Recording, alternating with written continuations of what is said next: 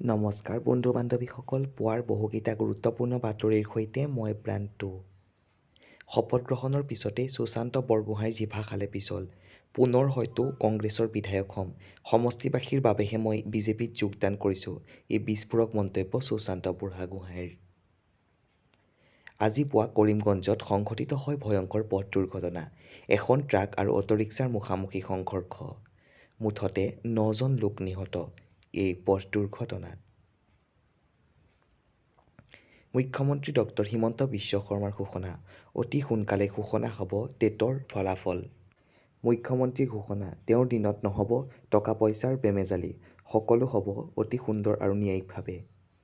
ভাৰতীয় হিন্দুসকলৰ ভুৱা পৰিচয়েৰে বাংলাদেশী মুছলমানক বিদেশলৈ প্ৰেৰণ, ভুৱা পৰিচয় পত্ৰ প্ৰস্তুত কৰা সমীৰ মণ্ডল নামৰ এজনক গ্ৰেপ্তাৰ। শীঘ্ৰে AIUDFলৈ আহিব কংগ্ৰেছৰ বিধায়ক। AIUDFৰ সৈতে যোগাযোগ কৰিছে কংগ্ৰেছৰ 7 বিধায়কে। AIUDFৰ বিধায়ক ৰফিকুল ইছলামৰ বিস্ফোৰণ। মেধাৱী ছাত্ৰী ঋতুমণি হাজৰিকা আৰু নাই। বহুদিনৰ পৰা মগজুৰ জটিল ৰোগত আক্ৰান্ত হৈ আছিল ঋতুমণি। বিধায়ক তপন কুমাৰ গগৈয়ে আৰ্থিকভাৱে সহায় কৰিছিল যদিও অৱশেষত নিষ্ঠুৰ নিয়তিৰ হাতত প্ৰাণ এৰিব লগা হ'ল ঋতুমণিয়ে। মাজুলীত আউনীআটী সত্ৰত 5 দিনীয়া কাৰ্যসূচীৰে আৰম্ভ হ'ল মহাপালনাম। সাতাম পুৰুষীয়া ঐতিহ্যৰে আৰম্ভ হ'ল মহাপালনামৰ। ক'ভিডৰ বাবে ভক্তৰ মাজত পূৰ্বৰ দৰে নাই উলহ মালহ।